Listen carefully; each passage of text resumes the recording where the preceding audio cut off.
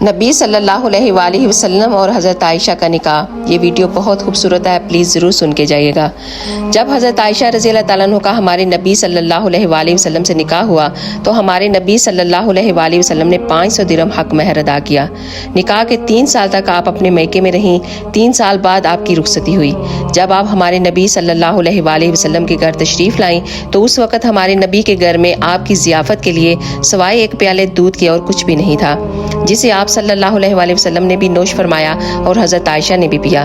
اور پھر شادی کے بعد آپ جس حجرے مبارک میں رہیں اس کی کل کائنات ایک چارپائی، ایک بستر اور ایک کھجور کی چھال کا بھرا ہوا تکیہ اور کچھ مٹکے تھے پانی اور کھجور رکھنے کے لیے۔